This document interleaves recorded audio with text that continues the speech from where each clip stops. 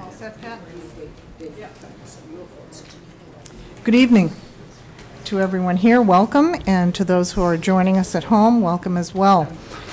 This is the hearing on the articles that will be voted on by the town at the October 15th special town meeting. We'll be hearing about those articles tonight, and first I'll introduce the members of the advisory committee, and then I'll just go over quickly the rules of the House for this evening.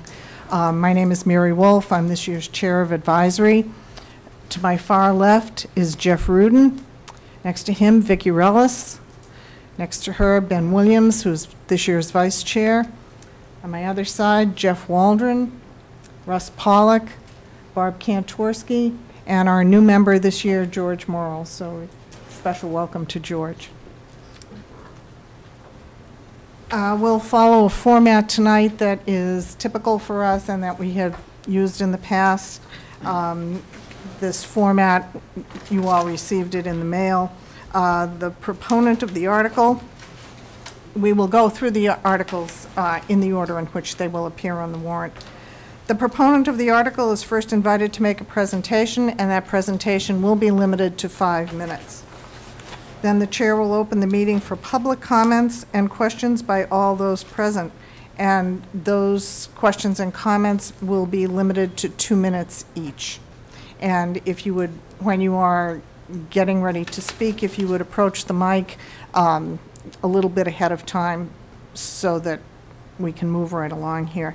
Then the chair will close time for public comment and open the meeting to the advisory committee for questions and comments.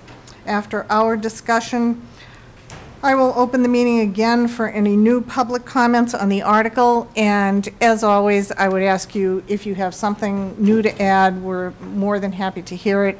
I would discourage you from simply repeating what you have said before. At any time during the discussions, any advisory committee member may request additional information from the article proponent or other resource. In this circumstance, the public hearing on that particular article will be placed in recess until the final public hearing session. After all new comments are heard, the chair will bring the public hearing on the particular article to a close and open the voting session. The format of each voting session is as follows. I will request a motion for the disposition of the warrant article. The advisory committee members will discuss and deliberate the merits of the article and the pending motion. During the discussion, an advisory committee member can request deferral of the vote on the warrant article. The chair will honor such request and defer the vote on the article to the final voting session. At the conclusion of the voting session discussion, the chair will move the motion on the article to a vote. Okay. Article number 1. To see if the town will vote to accept the provisions of General Laws, Chapter 59, Section 5N, which authorizes the Board of Selectmen to establish a program to reduce property tax liability for veterans in exchange for volunteer services or take any other action related thereto. And the proponent of this article is the Board of Selectmen. Is there someone from the board who would like to speak to this? Paul? Yes, and we have a slide presentation. So let's roll. Here's the state law. Here's the state law that we're asking the town meeting to accept.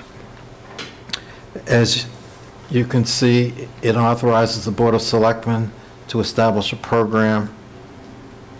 The program is defined in that text.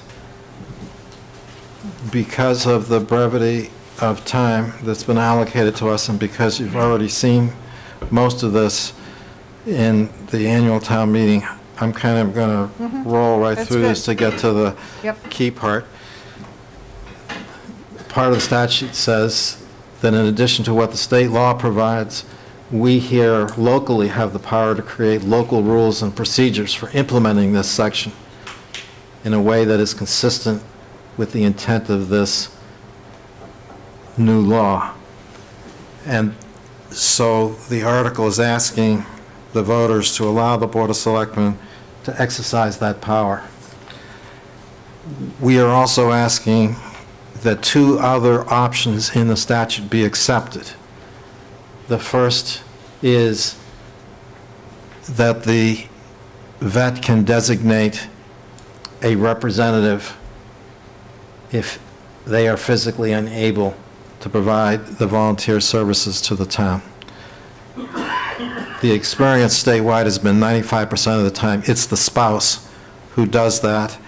The experience has shown that sometimes the vet is in no condition to make a designation, and therefore the statute has been amended to fix that glitch by automatically designating the spouse as a designee of the vet who can serve.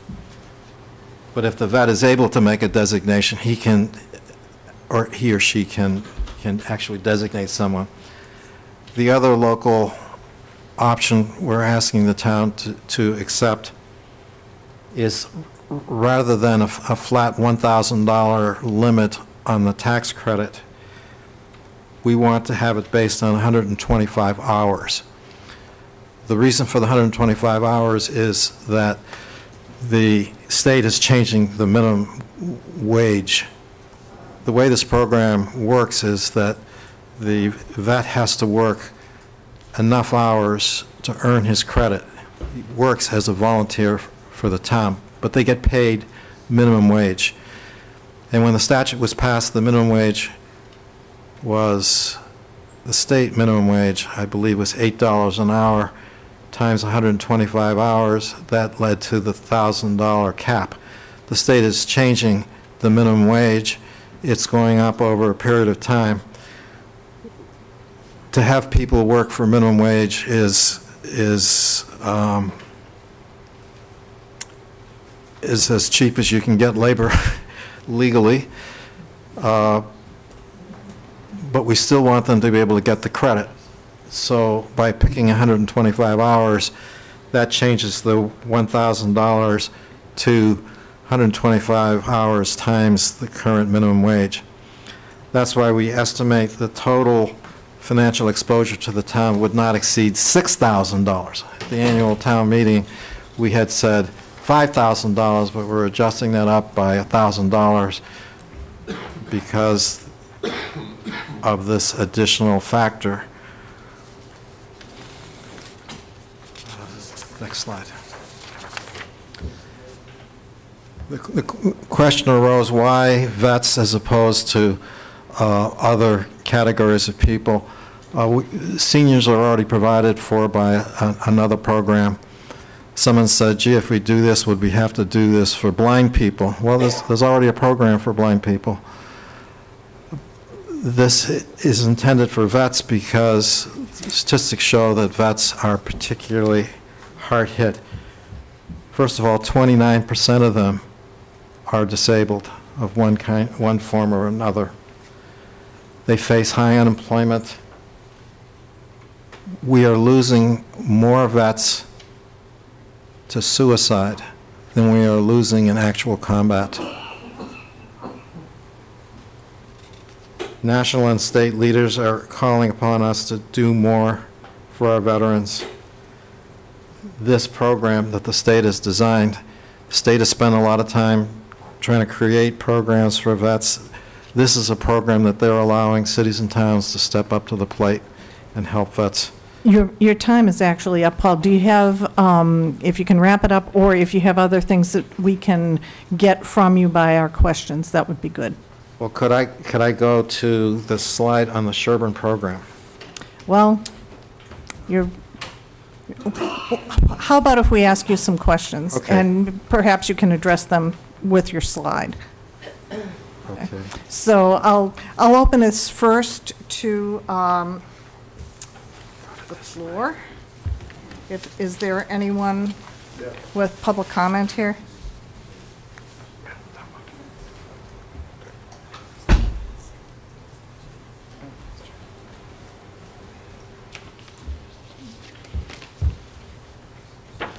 Good evening.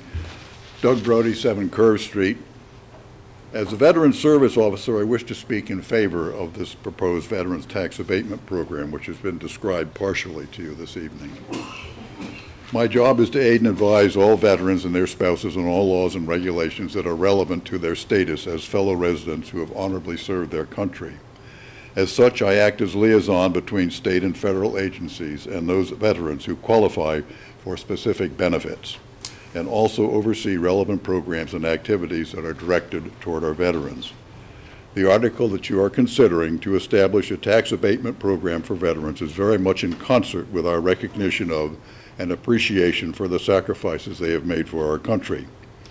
It will provide an opportunity for those who qualify to be of service to our government and to be remunerated for that service in the form of a tax abatement. Currently, there are 157 Sherborn residents listed as veterans, having served from World War II forward, and among them certainly some who could benefit from this program. The town as well can benefit from the work that they perform, so this is a win-win situation. I hope that the presentation has answered your questions about this article, and you will have an opportunity for further discussion on that, and that you will vote to support this article at the town meeting. Thank you. Thank you, Doug. Any other people wishing to speak to this?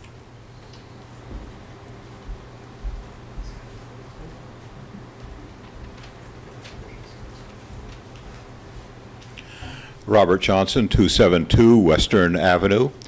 Neither my wife nor I are veterans. However, we both support this program and hope that you will also. And I yield the rest of my minutes to Doug Brody if he needs it. Doug? You're good. Okay, thanks. Anyone else? Okay, I will then close the public comment for now and bring the discussion up here. I'll go to my fellow committee members first before I ask my own questions. And does anyone have any questions? Anyone on the committee have any questions? Who monitors this, the work that's being done and the time and all? Who's the actual person that's going to monitor all the program? Is it you? Who monitors the program? Who monitors the program? Does anybody know? It will be the town administrator and the veterans officer. Someone else up here?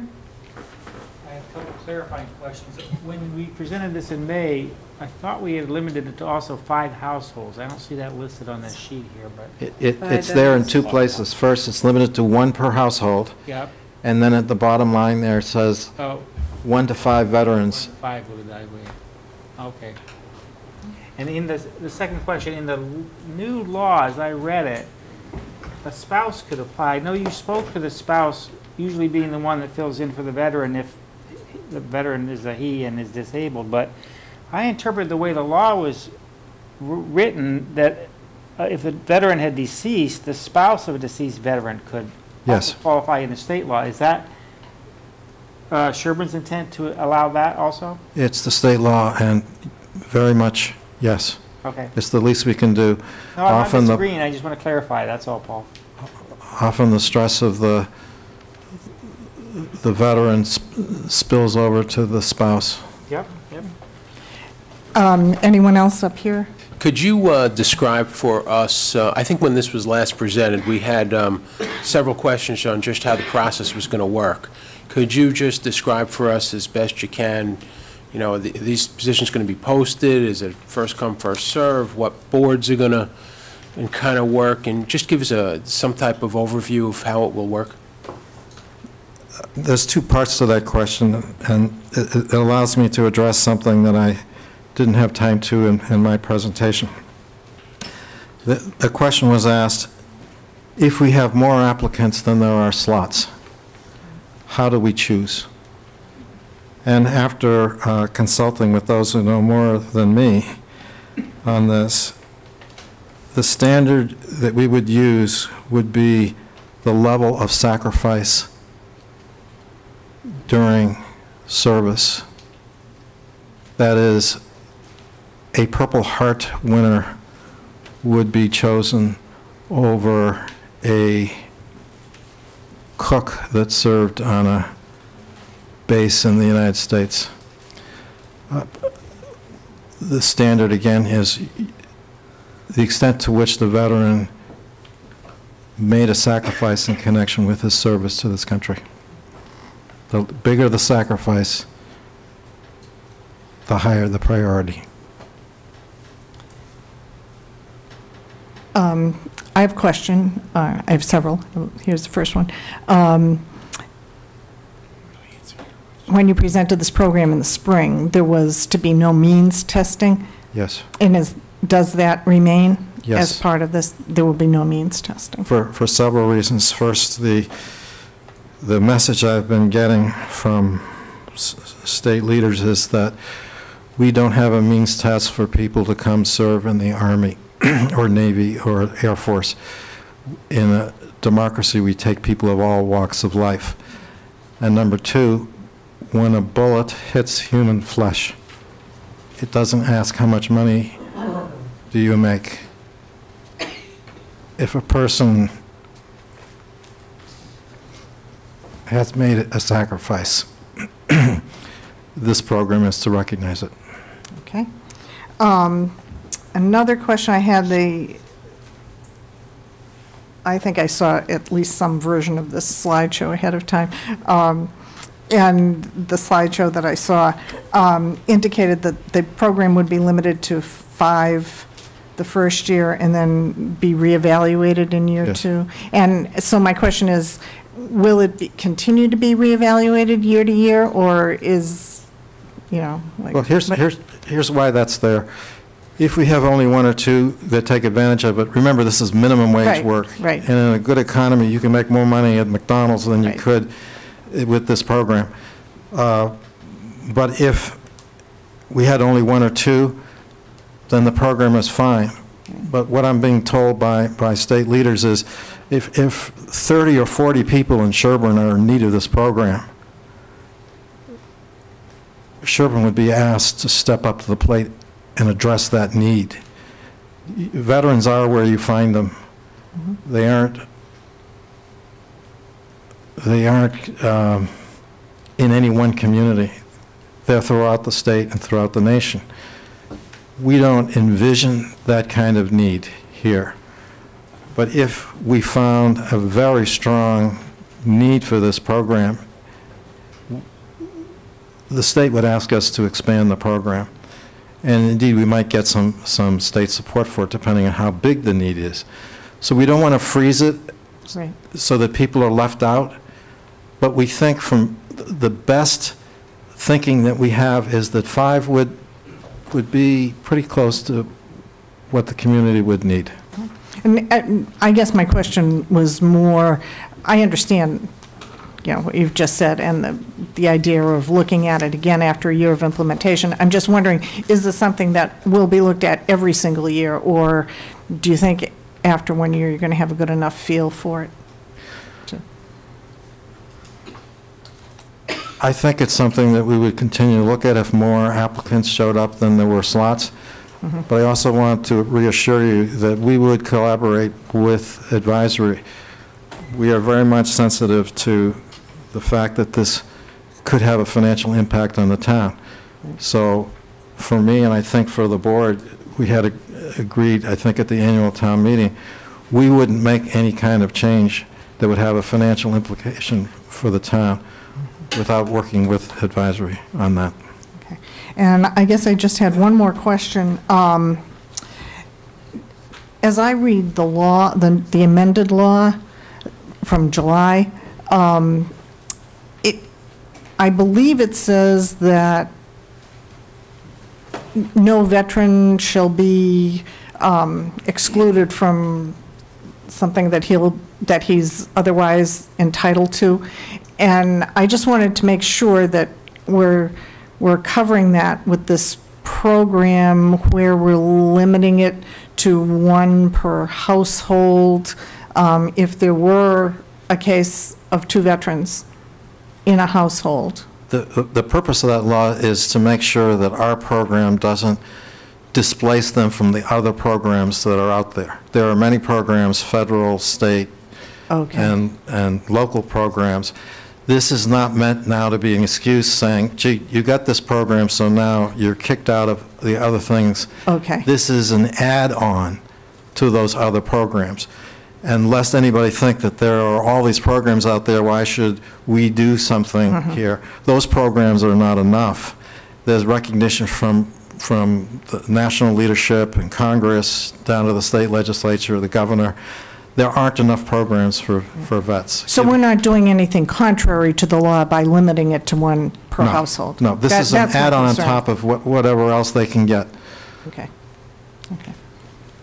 Are there any other questions up here? I have one other question. Have departments already been identified as to where work would be needed, or where volunteers or candidates would be placed? Well, I'd answer it in two ways. First, the town already has a senior work-off program, which, from my perspective, has worked out pretty well, because it allows work to get done and seniors to contribute to their community and get a tax benefit program. For that program to work, you have to identify places for those people to work. So there is a corporate history, if you will, of identifying places for those.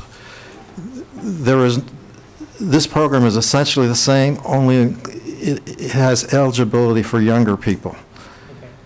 So the infrastructure is already in place, if you will, to administer the other program. The same infrastructure would work for this program. Thanks. I just have one more. Oh, did you want to reply to that? Sure. Sure. I should have mentioned this earlier. Put the microphone. You got to go to the mic. Doug, to the mic. Doug. It's all right.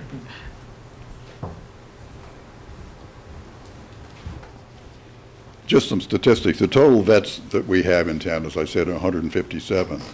The vets 60 and older, this is to make sort of a comparison with our senior program now, 60 and older, there are 127, which means there are 30 veterans who are under 60, under the age of 60. The seniors on the senior tax program now in fiscal year 15 this year is 9. Last year there were 13 on that program. And interestingly enough, 2 of these people are also veterans that are on the senior, but that gives you sort of an aspect. I mean, we're not going to be flooded with people, believe me, for this program. Actually, that Thanks, Doug. makes me think of one more question that I have. If it were to come to it that, 10 people applied for this, would you give any thought to, rather than, you're saying $1,000 now, and I forget the hours, whatever that was, would you consider going to 500 to include more people?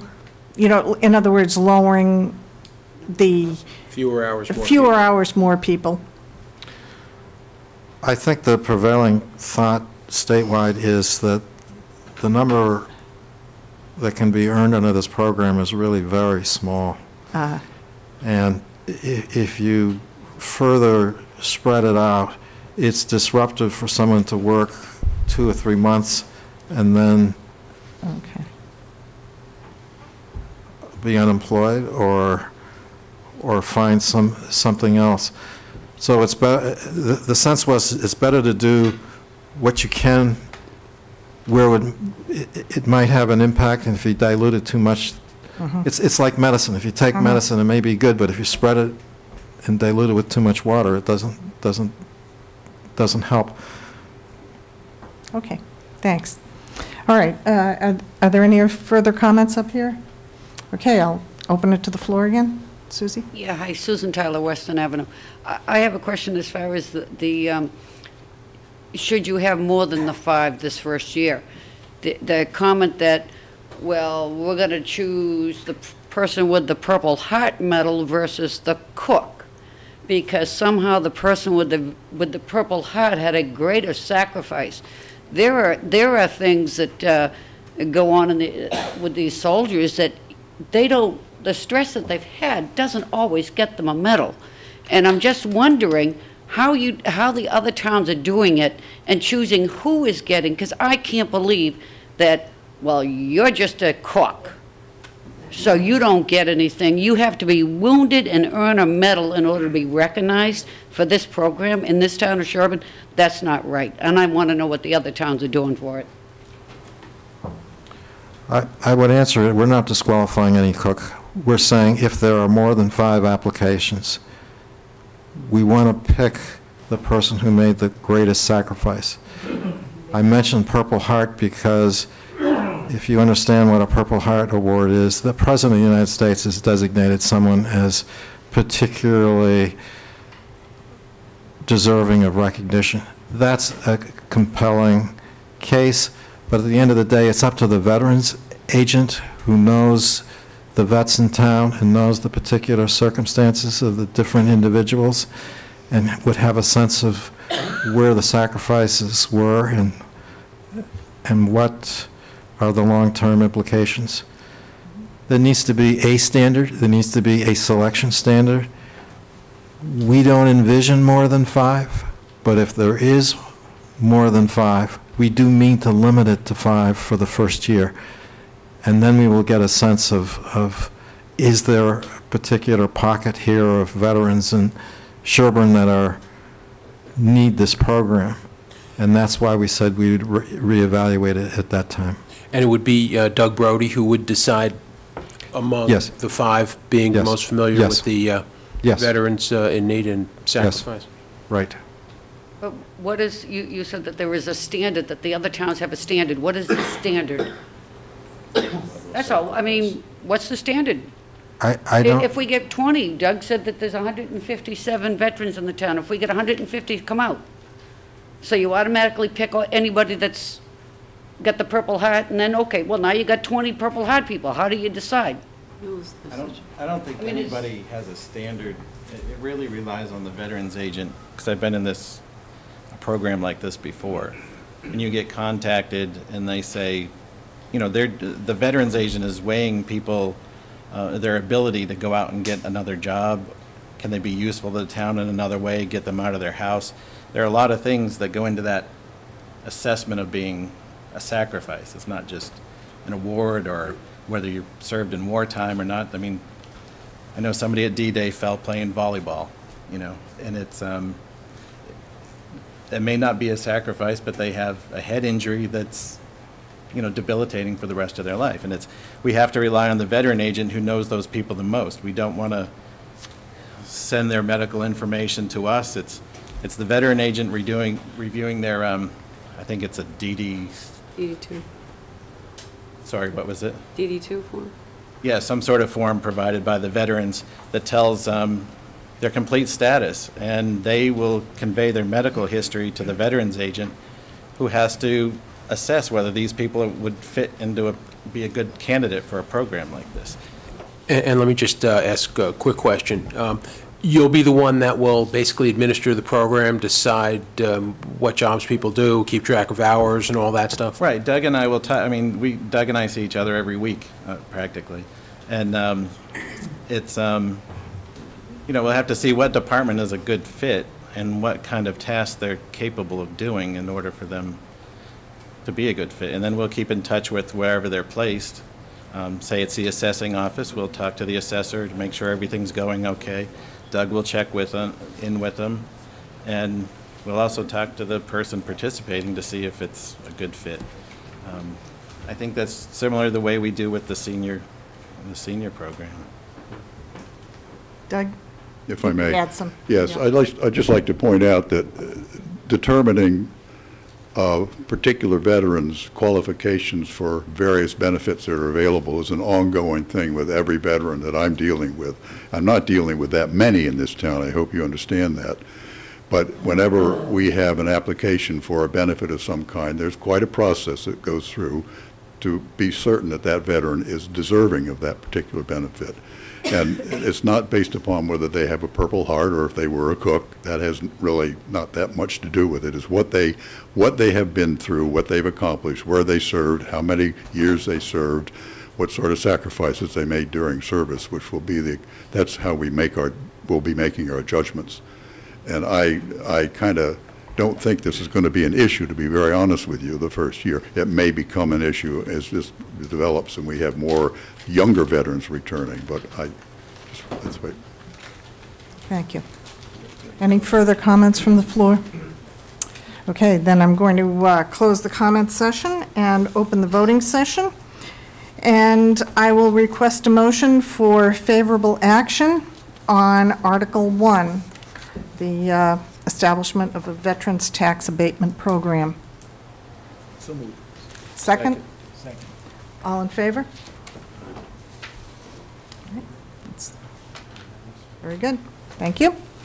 Thank All right. you. Article 2.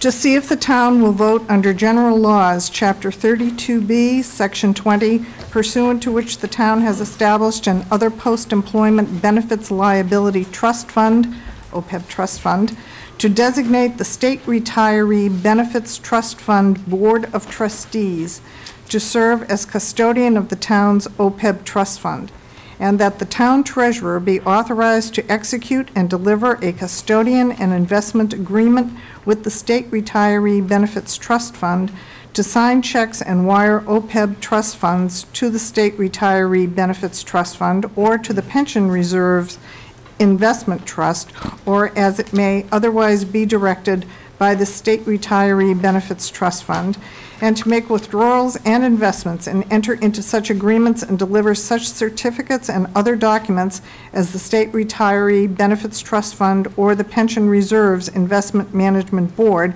may direct or take any other action related thereto. And this is sponsored as well by the Board of Selectmen. And I trust someone there will speak to this. Madam Chair, the selectmen voted 2-0 right before your meeting to support this. There was one abstention, and Mr. Caruso will address the purpose of this, and Mr. Williams. Okay, Well, I'm going thank to you. defer to David on this one. He's got all the details on it, and he is our interim treasurer. Right. The OPEB, I'm assuming everybody knows about the other post-employment benefits liability that keeps building up. The 2014 annual town meeting approved amount to be set aside for this purpose. Prior to the 2014 town meeting, the town had been putting money aside in a stabilization fund for OPEB. Money can be pulled out of the stabilization fund with, I think, a two-thirds vote. Where the town voted to put the money in a trust fund, that to me implies you want it locked up away, you don't want it moving on a whim, and you want the entire town to know that that balance, if it's at some point it's going to be $1 million+, that you would have to go back to the town and get permission to move those funds. All our retirement funds are sitting in this pension reserve, so it makes sense to put our OPEB funds in the same location managed by the Pension Reserves Investment Management Board. And our town council spoke with their town council. There are certain hoops that you have to go through to set up an account inside their trust. And this is one of the hoops. It's our council talked to their council. We have agreement on the wording that needs to be passed, and this is the wording that needs to be passed in order for us to open up an account there. The Public Pension Retirement Investment Trust, we had the Tom Gibson from the Middlesex Retirement in to the Selectmen's meeting several months ago. He spoke highly of that trust. All the Middlesex retirement money is sitting in there, and it just has, they do a return greater than they project each year. They meet their goals. Last year, I think it was a 17% return overall across all their funds. They're projecting next year an 8% return, and I'm sure that they'll, beat that. It's a $60 billion asset that you're becoming a part of. So. Okay, are there any questions or comments from the public on this? Okay. Any questions or comments up here? Jeff? What's the alternative to using this trust fund? The alternative is just placing the money like any other fund in any other account. I'm the interim treasurer, supposed to be placing the money. I have a belief that it's supposed to be locked up as much as possible with the retirement funds. And to get it there, that's what the article has to pass. But I don't think those kind of funds, when you get into the $1 million+ amount on a small town, that the treasurer should be moving those back and forth at whim when there's a place that you can put the money and lock it up for posterity, basically. If it was to be moved out of there, the treasurer would have to come back to town meeting to get approval to be moving those funds out. Just like you would have to approve funds to move out of a stabilization account. I guess my question is more toward, is there another trust fund other than this particular trust fund that one might put the money in?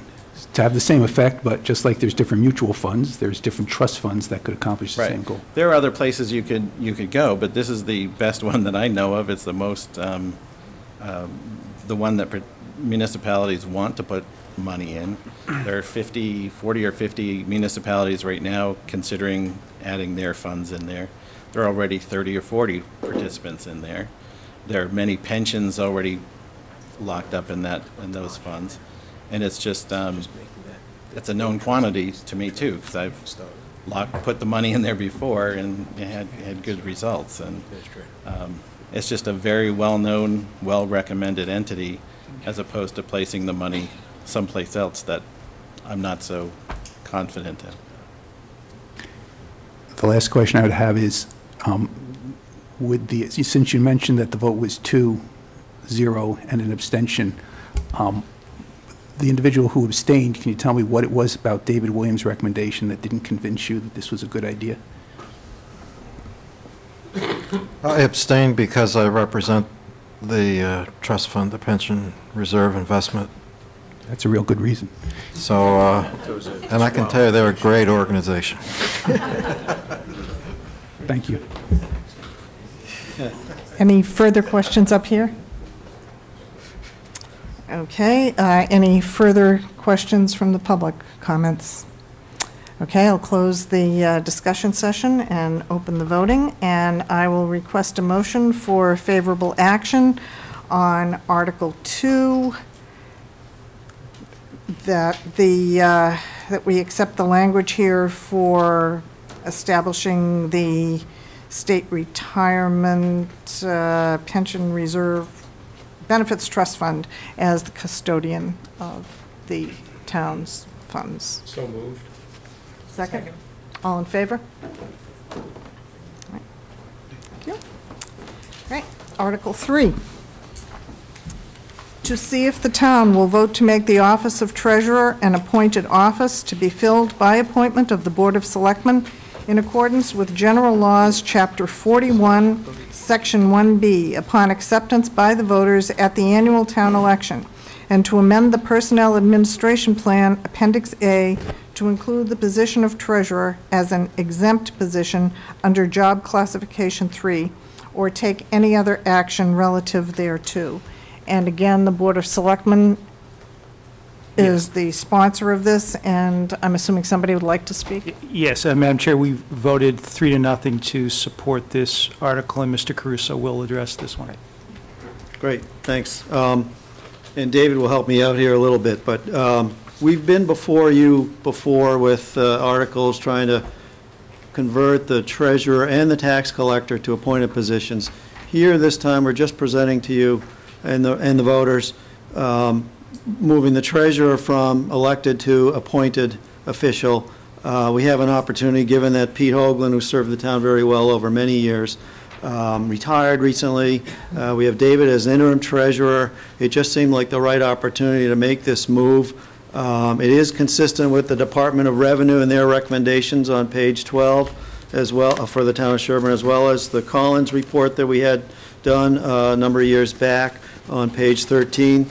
It is municipal best practice. Earlier in our meeting, Paul mentioned that he checked the website of the DOR, and apparently 74% of the towns in the Commonwealth have moved in this direction of appointed treasurer, possibly appointed tax collector as well.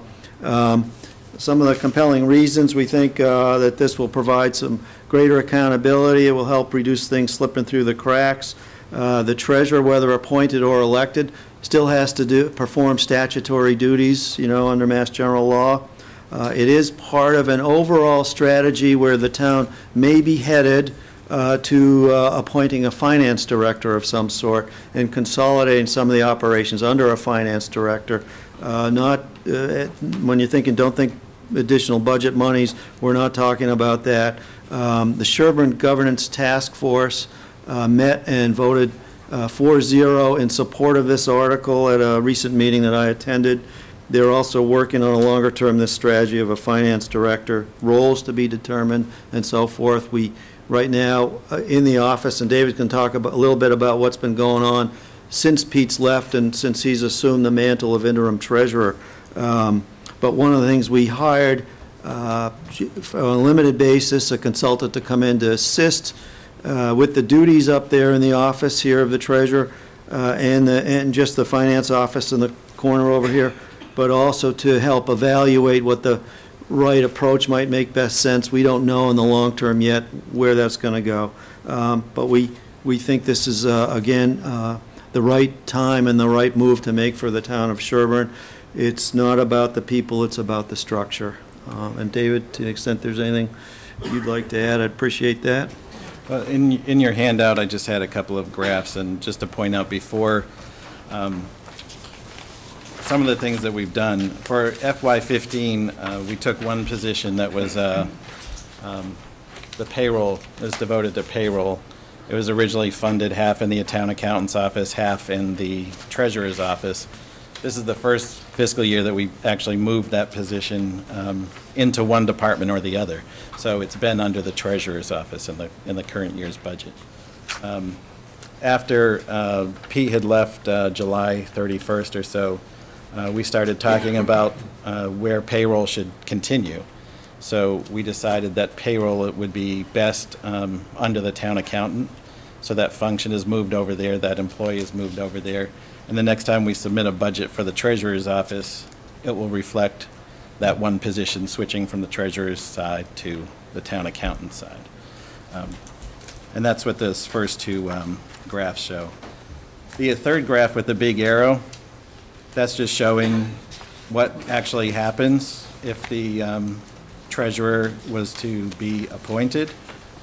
It would come over under the town administrator as far as supervisory duties. I can't appoint that position unless there's a special act to give me that authority to appoint it. So it would fall on the selectmen to make that appointment. But they would be in the chart, just like here. You would have a treasurer and a town accountant working next to each other, just as it exists today, except they would be part of the hierarchy and accountability that we've been trying to look at for, I guess, a number of years now. So this would be an opportune time to make that one step of making the position, bringing it into the structure that we've been trying to get forward.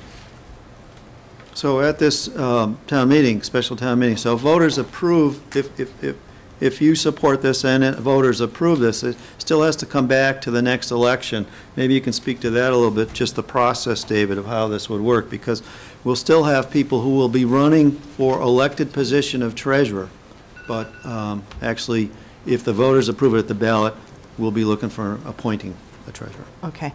Maybe we can cover some of that through questions. Great. Your time is up. Mm-hmm. Okay.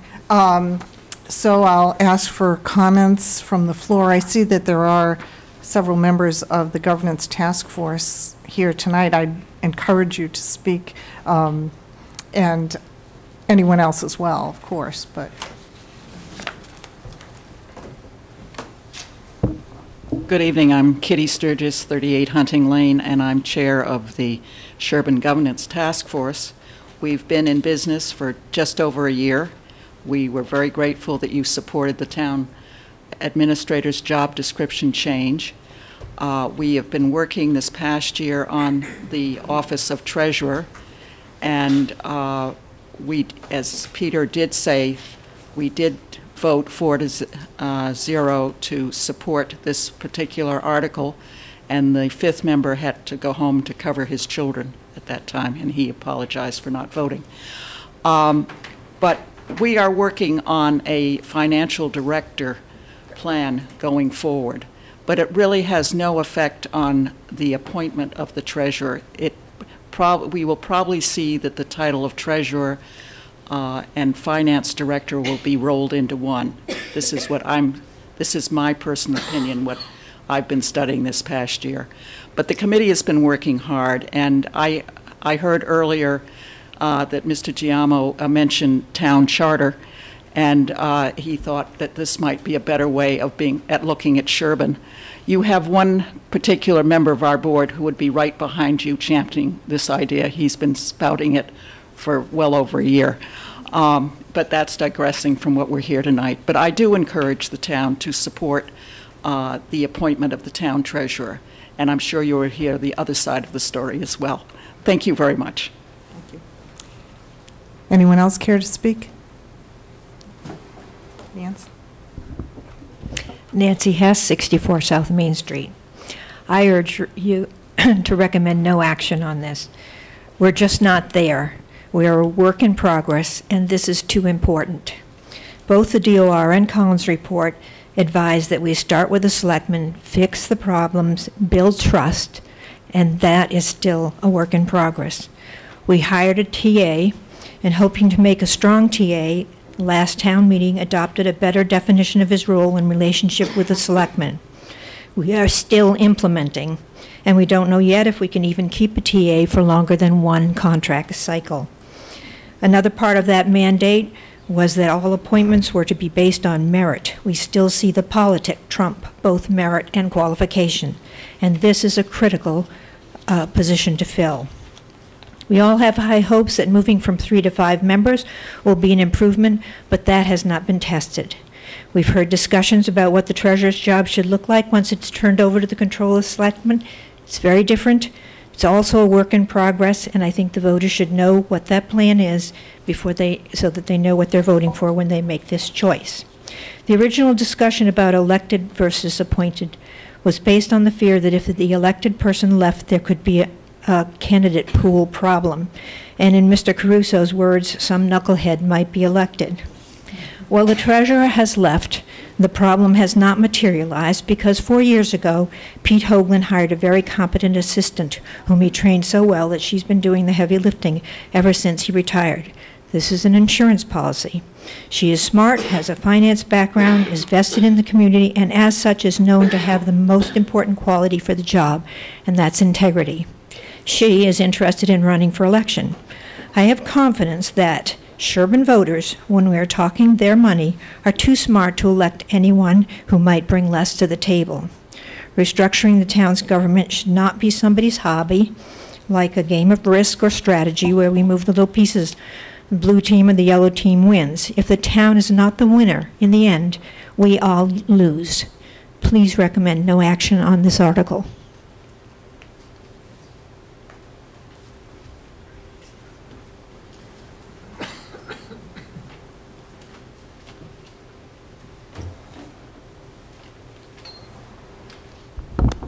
Good evening. Can you hear me? Yes, we can. Okay, good.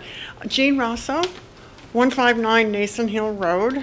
I've been connected with the assessor's office and thereby the financial affairs of Sherborn for over 30 years. And I'm presently chairman of the Board of Assessors for people who don't know me. There's no need to rush the change of the treasurer's position from elected to appointed. In fact, it could be detrimental. At town meeting last spring, we voted to change the Board of Selectmen from 3 to 5 members. We are here tonight due to a citizen's petition to hold a special town meeting to confirm that vote. The same town meeting approved a definition of the town administrator's duties. Time is needed to assimilate these changes.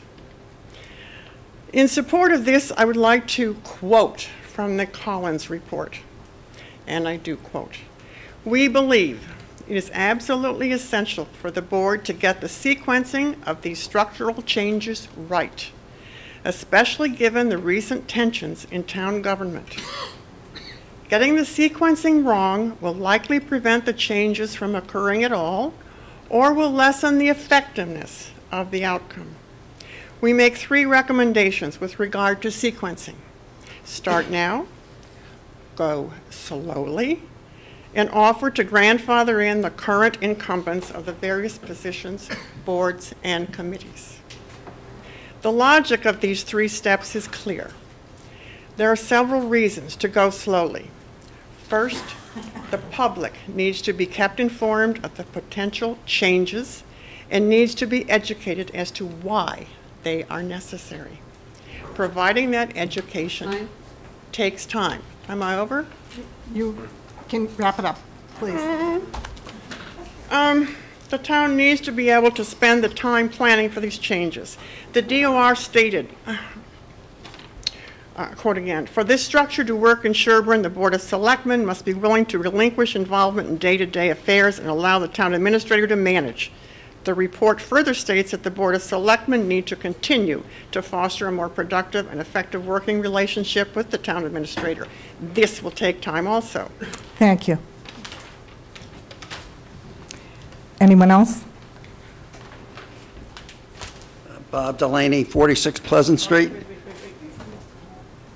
I would like to say that a lot of thought has already been given to this. We've heard from Kitty Sturgis, the chairman of the governance committee, and their support was unanimous of those that were there. And we run the risk, in my opinion, and it will happen, that there is no qualified person living in the town to be the treasurer. And I think Peter Caruso put it rather succinctly. It doesn't even have to be a knucklehead. I mean, it could be just someone who would like to make some extra money and but not being the least qualified, but they're very popular and they know everybody, and everybody says, well, great, let's go. The appointment will ensure that we get at least a person well qualified. There's no way of guaranteeing that they will be there and be able to perform the job indefinitely, but I think that appointment is the answer, and I would strongly recommend approving it. Thank you. Robert?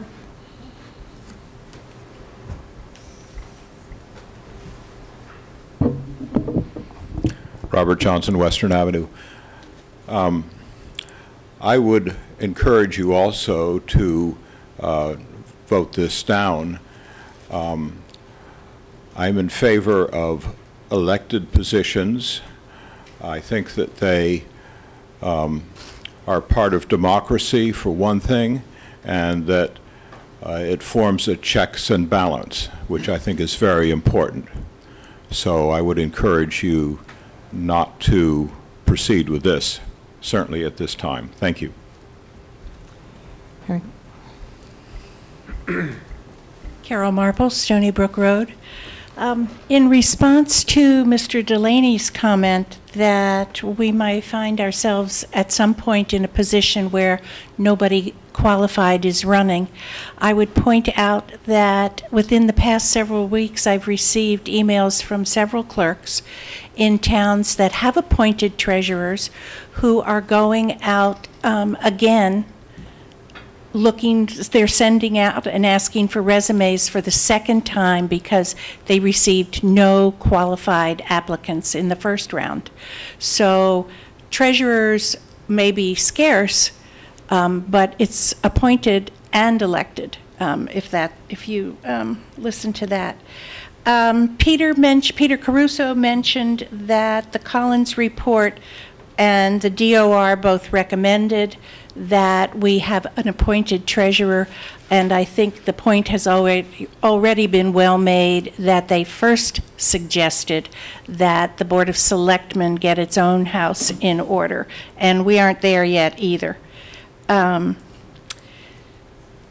Peter also mentioned that an appointed treasurer would give us greater accountability, and I would challenge that statement on its merits, as well as it would keep things from slipping through the cracks, and there's no evidence of that either. Mr. Jaimo said that of another change, that it was just another nibbling away at changing town government, when I would put this article in the same category. And lastly, David Williams, who is our current temporary treasurer, told a list of some things that have already changed, so we're in the process of changing, and we're not in a position at this time where we need to rush. Thank you, Carol. Hi, Susan Tyler again. The Collins report on page 7, the second paragraph says, given our general belief that the complexity of municipal government is increasing faster than ever, it will probably not be surprising that we find that Sherborn's current structure is inadequate to meet the town's needs. This manifests itself in many ways, but the most critical involves a decision about whether positions should be elected or appointed. Most critical. Thank you. Any other comment from the floor at this time? Okay, sorry. I just wanted to mention about the reason some places go out again for hiring is because they can. When in an elected position, it's usually you wake up in the morning and say, oh my gosh, they got elected? And I hope that never happens here. But in human resources, you can go out to the field again and demand hire. You know, and it all depends on the response you get, and you can just keep going until you get that person that is the right fit and the most qualified person that you can find. Paul? I want to reiterate a point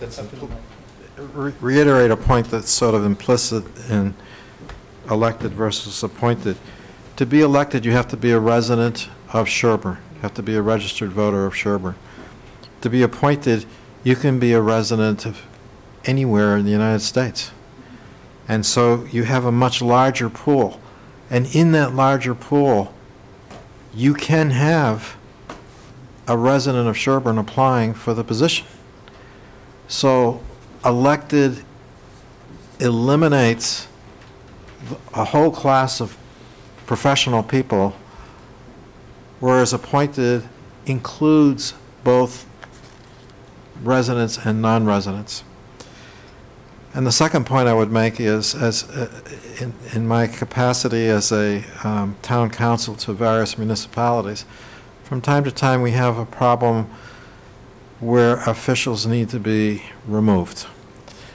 And when you have an elected official and in a community like Sherborn, you have no recall provisions, you have no real way of removing an official, even if that official is doing horrendous things.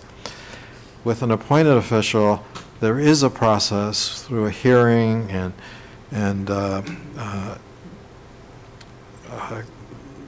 there's a whole process, rights are respected and so on. Time.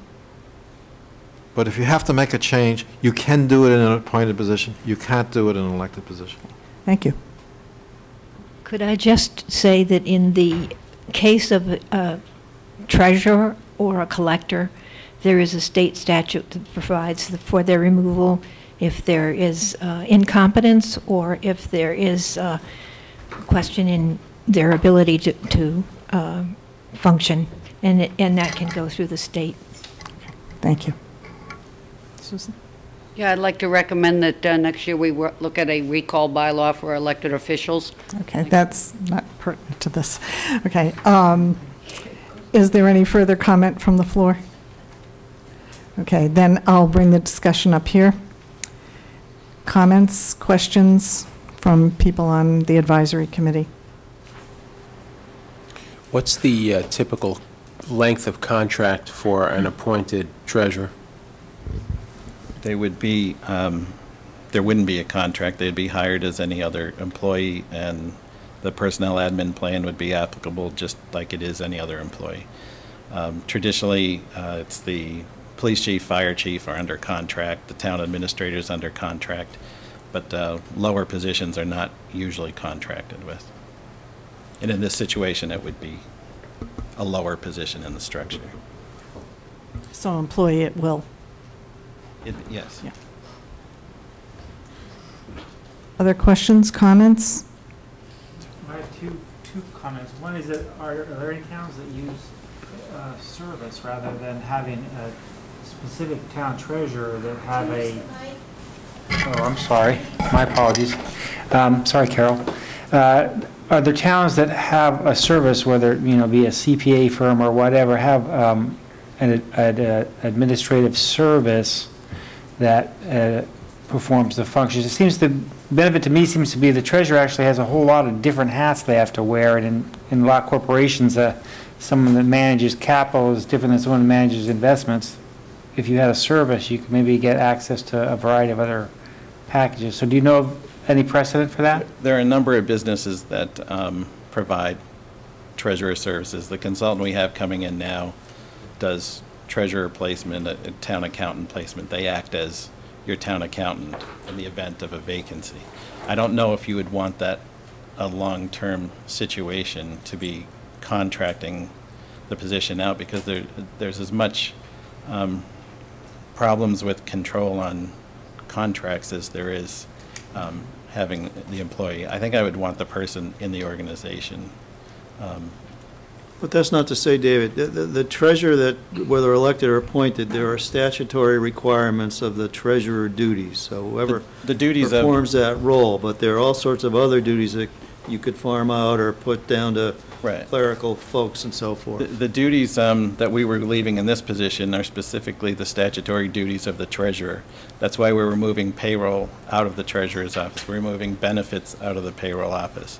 We'll be able to combine the Board of Selectmen's files with the payroll file so that there's one personnel file where all that information is held. And I'm looking forward to getting that done. But go ahead, Paul. I just want to add, state law says you have to have someone, a treasurer, so you have to name someone. You can have consultants, but there has to be somebody who's responsible. Just looking at your organizational chart, are you, there's currently a treasurer and an assistant treasurer, right, that's been doing the lion's share of the duties. Are you contemplating eliminating the assistant treasurer position? Well, if you look at the chart, I didn't number them, unfortunately, but it says Town of Sherborn Organizational Chart 2014 Fall STM at the top. Yeah. And it has the big arrow. I have the position treasurer and assistant treasurer moving over into the structure. Anything beyond that is up to the selectmen on whether they would want to hold a hiring process or whatever, but that's... Oh, I just didn't see the assistant treasurer moving over, so I was confused. If you meant that... Well, I would... Combine the two? I would not be moving a treasurer position and an assistant treasurer position. I'd be eliminating the treasurer and assistant treasurer as the elected structure, and then moving it to one single position that's the treasurer within the organizational structure. And I think that we can do that because we've moved some of those duties out underneath the town accountant.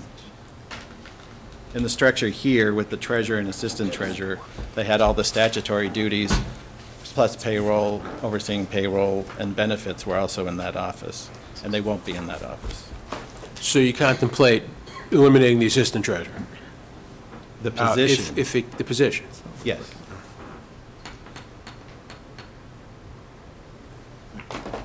Any other comments from folks up here? George? I heard both Peter Caruso and Kitty Sturgis mention that they're contemplating coming up with a finance director soon. Why now would we be appointing the treasurer if we think we're going to be changing it within the next year or so, if they decide to do this finance director position?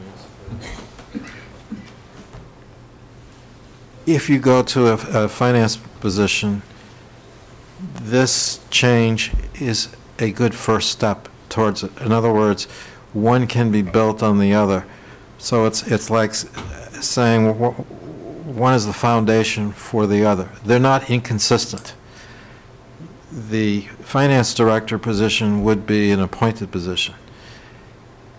The difference here is that this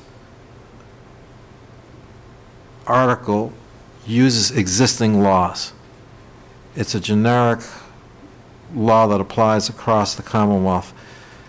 The finance position that I understood was being addressed by the Government Study Committee was going to be a special act of the legislature that would tailor duties and responsibilities and add a variety of special features specifically applicable to Sherborn. So in any event, you would do this step, but the special act would add more on top of it. So it's not contradictory. They can be seen as steps going up the stairs. This is the first step. This is the next step they're working on. And they may have something for the annual town meeting. So it could very well be that we set this in place, and then at the annual town meeting, if they come forward with something, we can also adopt that on top of this and make further progress. I don't know what their timeline is, but they're not inconsistent. I just wanted to add, my experience has been that you want to do it when there is an existing personnel change, rather than having a new person get elected, get established, and have the rug pulled out from under them. And this is the piece that we're able to do that with right now, just for timing purposes. Any other comments up here? I was just going to make one other sort of clarification, because Nancy brought up a good point about the assistant treasurer being very qualified. It would seem to me it's advantageous to have an appointed position because you can select the best candidate, but I would certainly like us to have the Sherborn resident receive priority. That, not to say if they're candidates of different caliber that you wouldn't pick the best caliber person, but if you had approximately similar caliber people, it seems like we should favor residents in that circumstance. If you favor residency, you can open yourself up to a liability, but you can create things that favor local residents in another way, such as requiring a certain response time or availability, or, I mean, there are ways of doing that, and, you know, that would be taken into account. Let me just further answer that we need to have a long view of things. So if we have somebody qualified today, we need a plan for all contingencies for the decades to come. And so it's great that we have somebody local, but they can apply. And as part of the process, we would be doing query checks and all kinds of things. It may very well be that when you look at all the totality of the situation, you're in a position with an appointed position to do a thorough vetting. You don't have that opportunity with an elected position. An elected position, somebody gets elected, and then you find out either through a newspaper or through a bonding requirement that, oh my God, there was a felony conviction that nobody knew about, or there was this or that or whatever. You find out after the fact, and then there is no process in town to make any correction for that. But an appointed position means that all of the usual vetting of people can be done in a thorough, systematic way. Yeah, I understood that, Paul. I want to make sure that David really answered the question, that residents in town be a factor in the decision, and there's ways to do that. Thank you. I also might add that it's the statute that provides for an assistant treasurer. The treasurer has a right to name an assistant treasurer, and then that assistant treasurer gets ratified basically by the Board of Selectmen. So there could be an unfunded assistant treasurer position that's appointed by the local treasurer too, that's involved in the department, but I haven't seen where that would go. Most places they don't appoint somebody outside, but it is in the statute that it's up to the treasurer. Other comment up here? Okay, I'll make a couple of comments. One, I put a lot of faith in the work and conclusions of the governance task force in particular. I know they've been studying this for a long time, and they've done significant research. I've attended a few of their meetings, and I'm familiar with some of the research that they've done. The previous treasurer that we've had here has served for 36 years. That's not going to happen again. We have to anticipate that in 2014, job cycles move. You know, people come, people go. If we have someone today who is perfectly competent to be elected as treasurer of this town, that's not to say that 2 years from now we'll have that same expertise here. There's no way to guarantee an excellent candidate would be interested in the job each election cycle, because that person has to live in Sherborn, and there's just no way to guarantee that that might be the case. We could have no one running for the position. On the other hand, we could have one or more unqualified candidates running for the position. The fact that this hasn't been the case up until now, we've been very lucky. And so it's 2014. We have financial regulations, instruments, and so forth that are sophisticated and complex. We need to be able to hire the best candidate available at the salary we choose to pay. I think it would be foolhardy for the town to limit its pool of applicants to only those people who happen to both live in Sherborn, have an interest in the job, and be qualified for it. So as long as Sherborn residents are eligible to apply for the job, and of course they are, then I sort of would second, I don't recall who said it, the idea that the broader the pool, the better. So if anyone else has a comment up here, otherwise I'll close the comment session and open the voting session and I would request a motion for favorable action on Article 3 to move the position of treasurer from elected to appointed. So moved. Second? Second. All in favor? Is that, so that is 6 to 2. Okay, thank you. Are there any abstentions? Okay, so 6 pro, 2 against. Okay. Article 4. To see if the town will vote to amend Section 3.218 of the zoning bylaws by adding the following language to the definition of a restaurant as follows. 18, restaurant. This use is permissive in Business G district, prohibited in all others. Restaurant or other place for serving food in premises designed for the service and consumption of food and beverages inside a building or on an adjoining patio, subject to the limitations as to hours, manner, and location of such outdoor service and consumption of any license issued by the selectmen pursuant to Chapter 140 of the general laws, and provided further that in no event is live or mechanical entertainment permitted outside of a building absent a special permit that specifically provides for it, or take any other action relative thereto. And the sponsor of this is the planning board. Okay. We've got to go get them. Okay, great. They are meeting themselves, and I think their explanation and our comments will illuminate that a little bit further when they get here.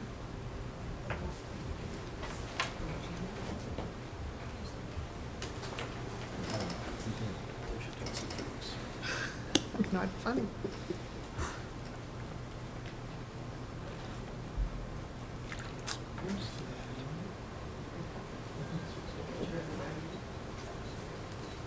Well, we have a gap. Maybe you could fill people in on the timeline.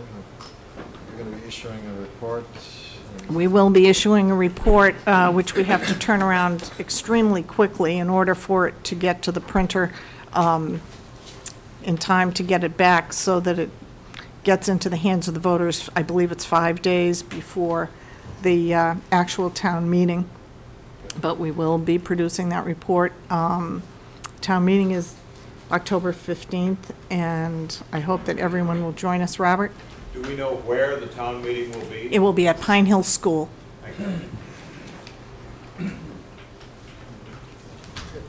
Pat, if you want to just, put some music on or something, we're good. No, it's okay. It's just a planning board meeting at the community center. Oh, okay. So you have something else somebody want to dance or something? You didn't mention the introductions. I did. I'm not going there. Are we on, are we live, Pat? Okay. Can you make us not live?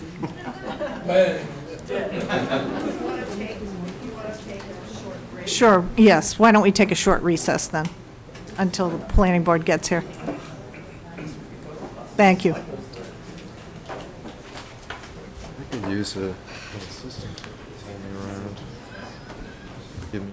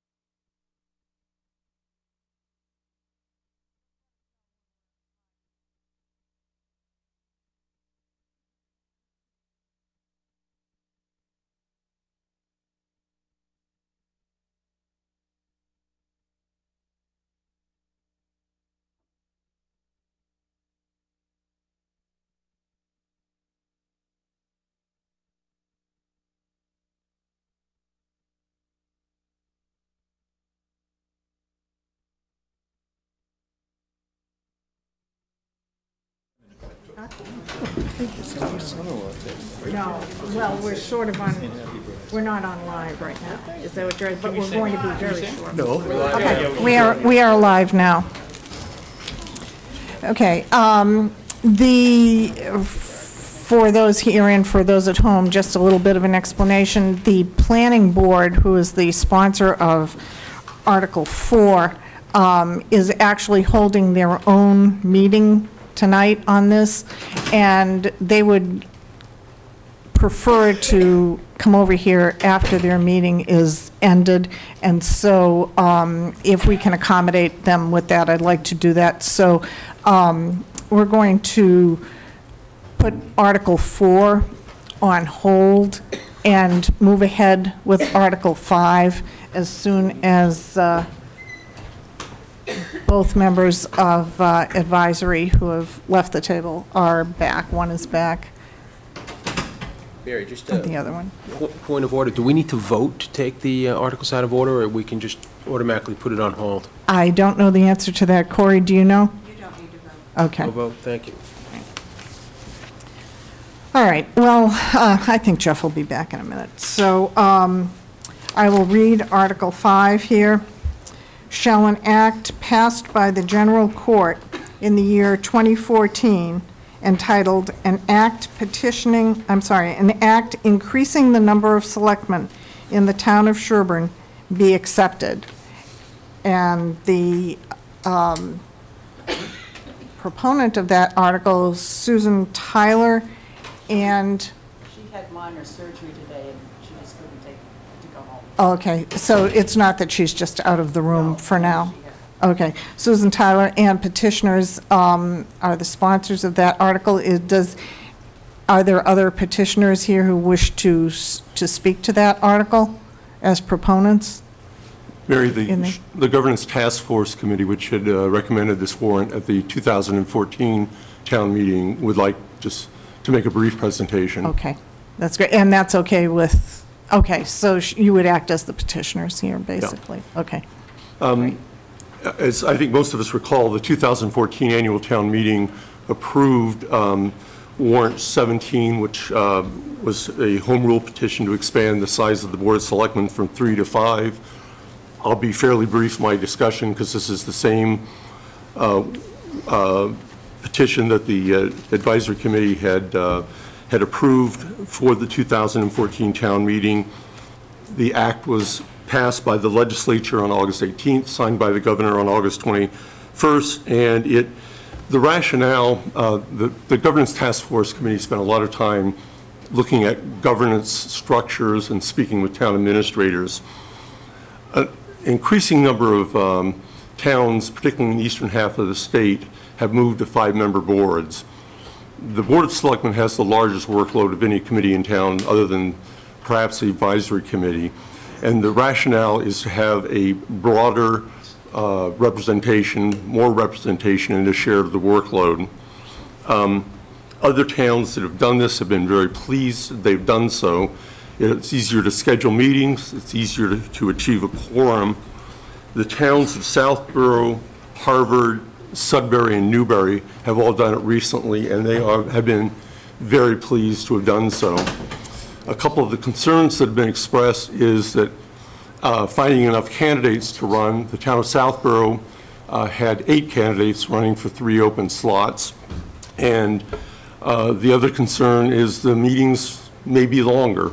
When I served on advisory, I found it to be an extraordinarily efficient committee. There are a large number of committees in town that are larger than 3 and function very effectively.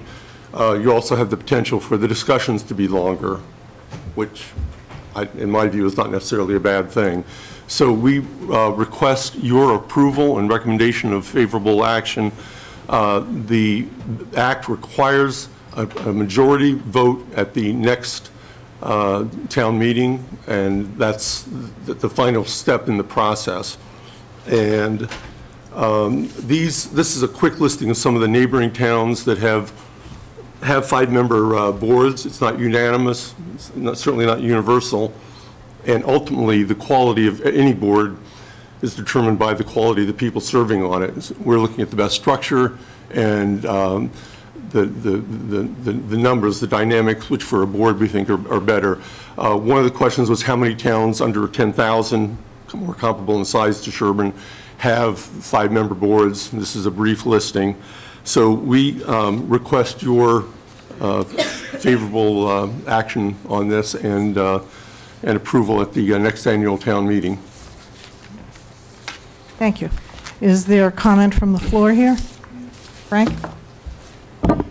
Frank Hess, 64 South Main Street, and a member of the 5-person Sherborn School Committee. Because of this experience, I support the change from 3 to 5 selectmen in Sherborn. The Sherborn School Committee, like the Board of Selectmen, find they have to address a wide range of issues and connect and cooperate with many boards and groups in town. Without the ability to have 2 members lead subcommittees or to have individual members be appointed as liaison to other groups, much as advisory does, and then report back to the larger group, we would find it difficult to fulfill our mission. We have 2 members work on negotiations, 2 on capital needs, 2 on the foreign language curriculum committee, often in conjunction with Dover, the region, and other interested citizens. We have members as liaison to the Community School Association, the School Council, Special Needs Advisory Council, our System-Wide Policy Committee, Technology Committee, our Multi-Town Special Needs Collaborative, and the Town Center Water and Sewer Study Committee. This is just a partial list of the roles that the 5 members of the school committee specialize in, and then report back to the larger committee. There would be overload if 3 people had to fill all the tasks that we have assigned to ourselves. 5 members contribute a more diverse perspective and a broader representation of the community. I cannot imagine that the same need to accomplish tasks and meet the goals the selectmen set for themselves would not be more easily achieved with a larger group to share the tasks. Thank you, Frank. Anyone else from the floor? I'm George Morgan, 41 Bear Hill Road. Just a couple of thoughts on this. I haven't heard a groundswell from the Selectmen's office that they think they need more than 3 people on it. Those are the people with the most experience in dealing with the town's affairs, and I haven't heard a great deal of pro-thought that they really needed more people to assist them in doing this. I would consider that the towns immediately neighboring us, who are about our population, seem to be happy with 3 people. The towns that were on the left side of that list there that just ran are for the most part neighboring towns that are much larger than us who might reasonably have more than 3 selectmen. But I would ask this of you, if this thing does get to the article stage on a warrant, that a paper ballot be held for this particular vote, if not for any of the others. I was not convinced at the town meeting that there really was a certifiable yes vote just by voice vote. This is an important change, would be an important change to the governance of our town. And I think in the interest of fairness here, that it not be considered as a voice vote, but rather as a paper ballot. I think more people would be inclined to vote their mind on a paper ballot than might be the case on a voice vote. Thank you. Thank you. Any other comments? I just wondered if Peggy, want to state your name? Oh, I'm sorry, Peggy Novak, Nason Hill Road. I just wondered if it would be possible to get the thoughts of the selectmen as the most affected people on what they think of this article. I have some thoughts. I bet you do. We actually were unable to take a vote on this earlier this evening because many of us or some of us are still, one or more of us are still trying to figure out where we stand. I respect everybody's position on this. I think there's all sorts of good reasons, good people who believe that this would be the best way to help govern the town of Sherborn. I respect that. I think we'll have some good candidates, certainly in this next election. Chuck, I'll vote for you if you run. I sent an email to Linsky and Ross. Ross responded, thanks, and we had a little back and forth. Linsky didn't. But that was before the legislature was evaluating this. And I'll just paraphrase just why I don't believe that going to a 5-member board will best serve the town of Sherborn in the near and long term. I think Sherborn has typically had uncontested races for the selectmen. And if history repeats itself, filling a 5-member board might prove to be a challenge. Maybe not in this initial go-around, but perhaps in the future. These are my opinions, understand. This is just my opinion. With a 5-member board, I believe that there will be a greater likelihood of agenda-driven candidates versus those wishing to serve the best interests of all. I fear the meetings will become more lengthy and thus likely to result in less attendance, viewership, and participation by residents as they discover 5 people needing to speak on the same topic can become tedious to witness. You know, we have pretty high ratings right now. I'd hate to see those ratings go down. I believe a 5-member board will allow for less transparency in government and more behind-closed-doors decision-making. This is a very big concern of mine. I believe Sherborn having one of the highest selectman-resident ratios will result in bigger and unnecessary government. I believe the increase in the number on the board will increase the burden and cost on the staff to support a larger board.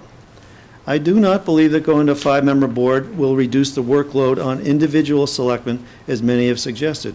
One still needs to be prepared for all meeting agenda items. Thanks, Peter. Your 2 minutes are up. All right. Great. That's the last bit. Yeah. Mike? Yeah, and what I said before, I'll say again, which is I'm still trying to figure this one out. There have been a lot of ideas put out there about why a 5-person board might be better. I still don't see it, but I am willing to keep thinking about it, and I didn't want to hold a vote tonight, or I asked the other members if they would refrain from voting tonight. We ended up with sort of 1, 1, and 1 as our vote in any case. I want to hope that there'll be persistently 5 good people in Sherborn who run for the good of the town and not because of an agenda or because of a personal vendetta. I really hope that's the case. There's way too much personal politics in town, as we saw already from some of the comments, even in this room. And I want to keep thinking about this until my vote at town meeting. Corey? Yes, as the town moderator, I'd like to make a public service announcement that, especially for Mr. Morgan, if he would read his report from the advisory committee, there's a section in there about procedures at town meeting. And if he also listens very carefully, every town meeting, I announce that if someone disagrees with my call on a vote, it only takes 7 people to ask for a counted vote. And if anybody wants to have a secret ballot vote, it only takes 50 citizens to do that. And if he thinks that's necessary at any point, I invite him to do so. Thank you, Corey. Bob? Bob Delaney, 46 Pleasant Street. At the advisory hearing last spring, I was in favor of listen to the arguments and points that Peter Caruso was making. But since then, I've heard a lot of comments, and I must say that Frank Hess's comments are very persuasive. And I would certainly agree with him, and I think it would make life easier for the selectmen. That if they were, as has already been pointed out, that divide and conquer, and perhaps selectmen can get to more committee meetings that they appoint. It's a burden, but a long time ago, ancient history, when I was on the board, I made an effort to attend all the committee meetings that we appointed. But I was retired. I wasn't working, so that's a difference. So I think 5 is the right number, and I'm strongly in favor of that. Thank you. Thank you. Any other comment from the public here? You want to make a comment? Oh, okay. All right, then I'll close that and bring the discussion up to the table. Folks on the advisory committee wishing to make any comments? No? Okay. Personally, I don't see tonight as sort of relitigating the original article. Advisory made its position clear in the spring, and this is the final step in a political process that has played out over some time. And I don't mean that in a bad way, but simply that these are the steps that are followed, and this is the culminating step to that. So I guess with that, I will take a motion for favorable action on Article 5, accepting the act passed by the legislature and signed by the governor. So moved. Second? Second. All in favor? Is that everybody? Yes. Okay, thank you very much. So we didn't do.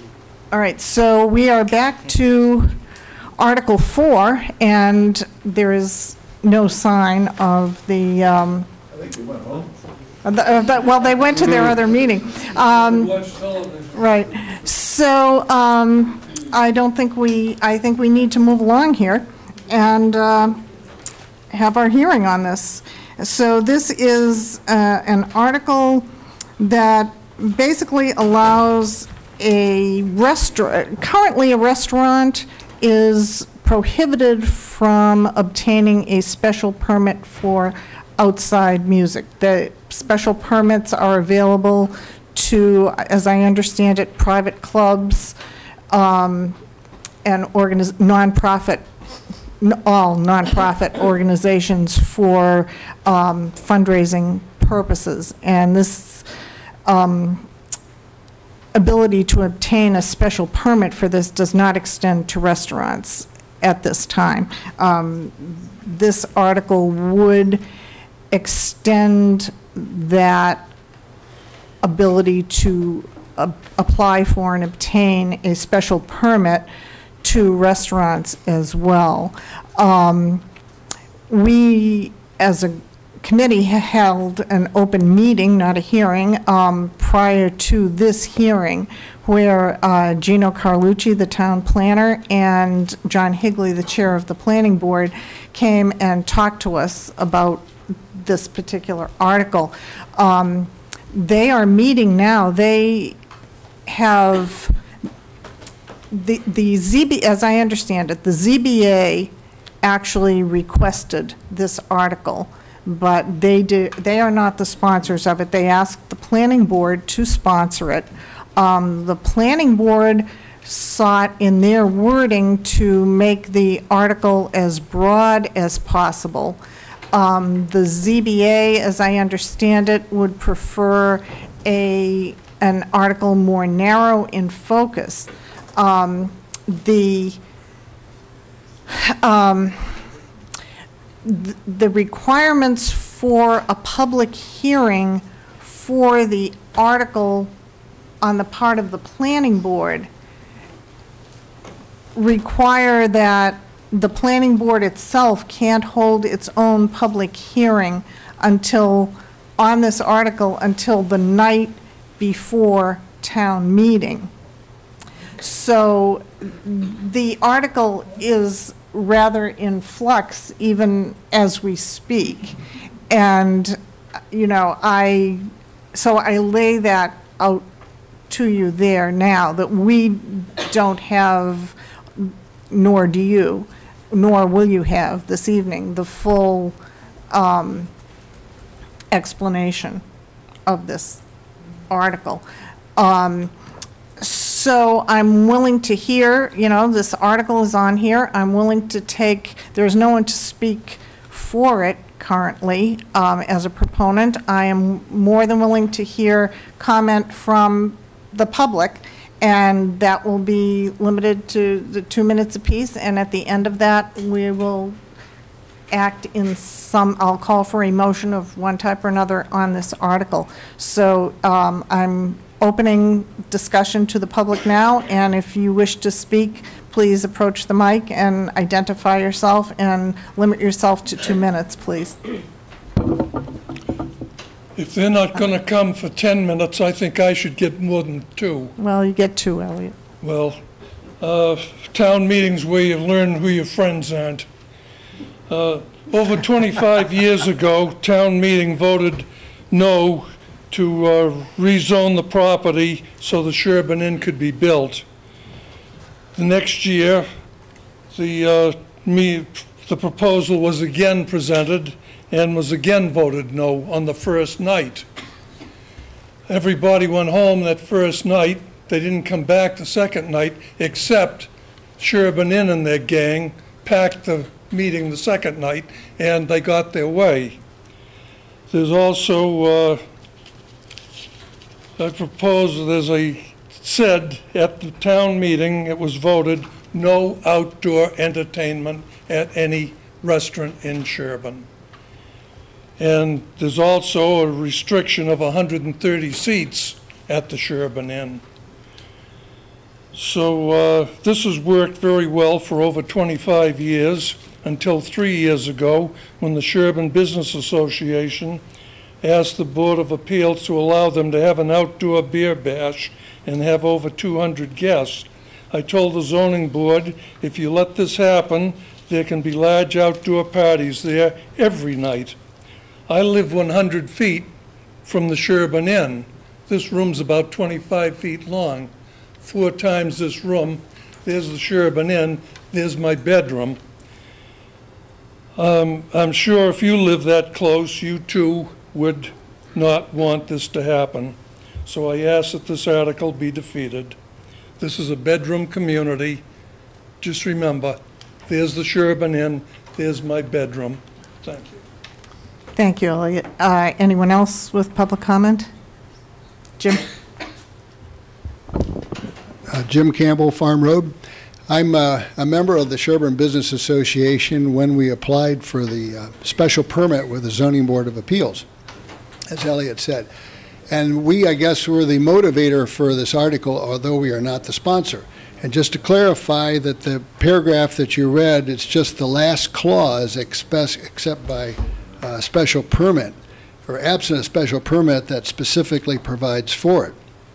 I'm sure you're going to hear a lot more from the Planning Board and the Zoning Board of Appeals at some point, but I know that the Zoning Board recognized the good to the community, and it has been. Over the last 3 years, we've raised over $30,000 to award to grants for civic and educational projects in the community.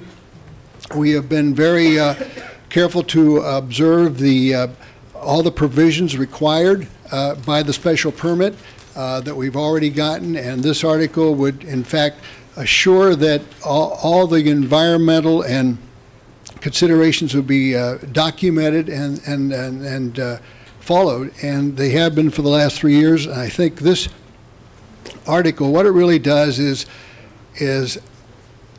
codifies a process that's already going on. So that's my point. Okay, great. Thanks, Jim. I see that John Higley, Chair of the Planning Board, is here. I will ask Corey here for a clarification if we can, after we have heard from all the public, if we can, since they missed their opportunity up front, is it all right for us to do that? It's your committee meeting and you're here and you can do And we can do what we want. you want. Well, boy, that's rare in life, isn't it? Okay, so we'll get to you, John, in a minute. I think there is some other public comment. Thanks.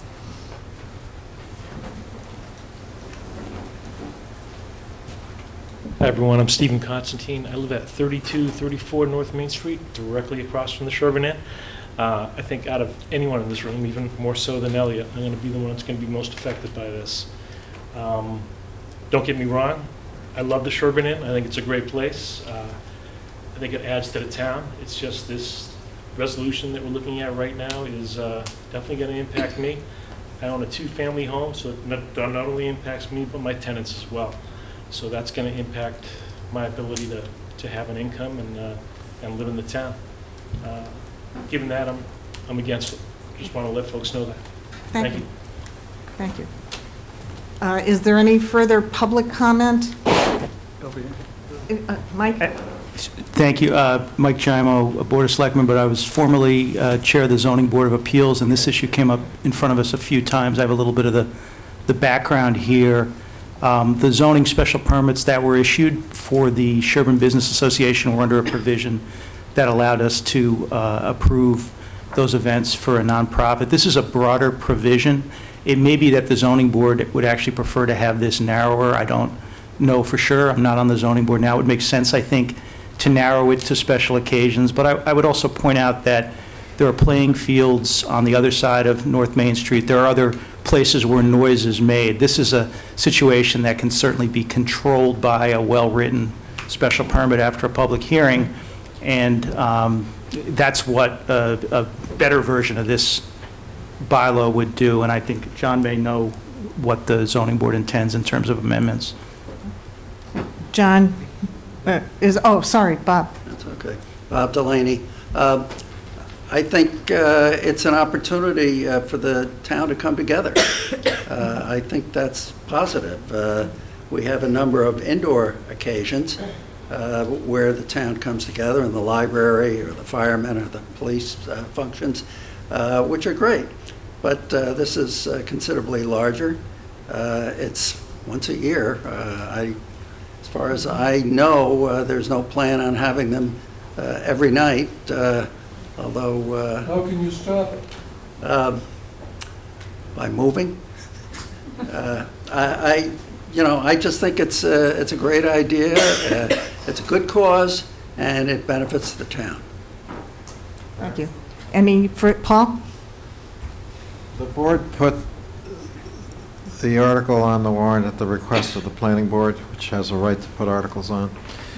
And they actually gave us 3 different articles to possibly put on the warrant. We voted to put the one that was the most general on the legal theory that you can always make a more general article narrower, but you can't go the other way. You can't take a narrow article and make it broader. So in the warrant for this meeting is the most general article.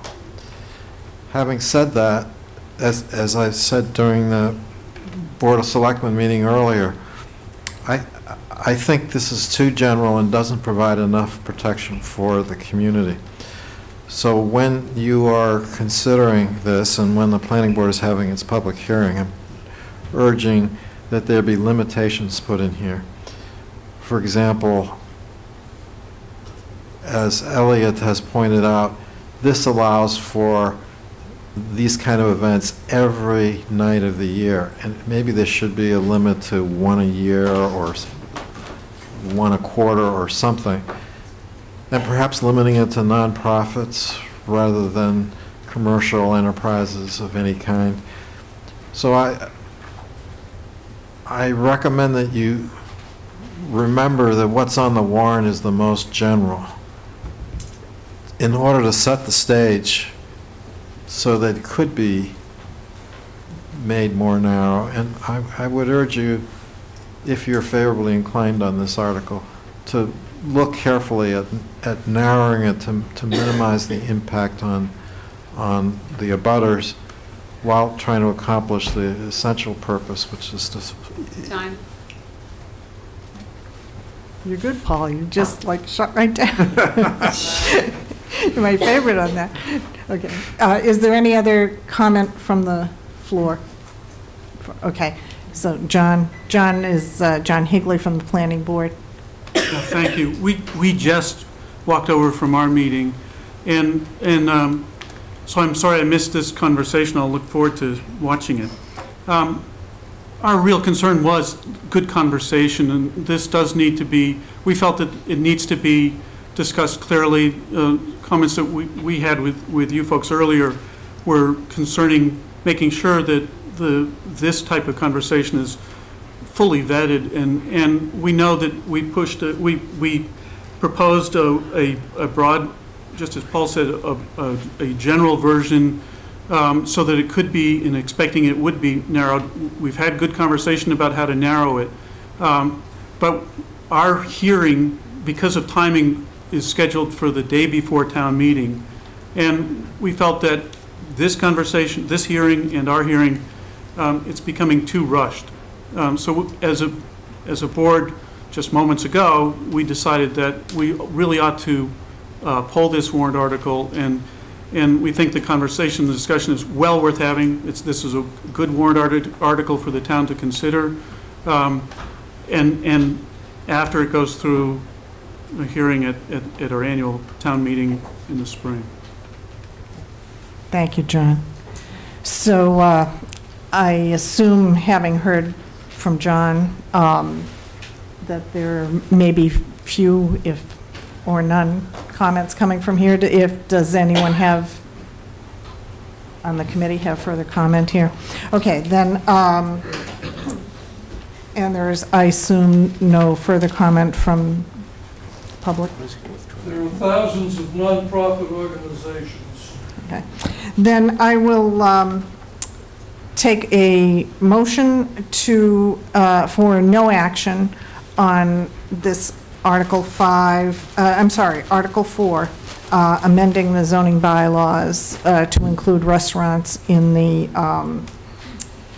permit for outside music, basically. So moved. Second? All in favor? Okay. All right. So that is the end of the evening. That's the end of the hearing. And I thank you all for coming, and I sincerely hope you will join us on October 15th for the special town meeting. At Pine Hill. And just a reminder, the Board of Selectmen is still in session, so after a few minutes of clearing out, or people who want to stay, we're going to go back to work, so I'd ask if you could either go or stay, but keep it to a minimum. Thanks. Stay, we'd love to have you stay, but you may have had enough of this.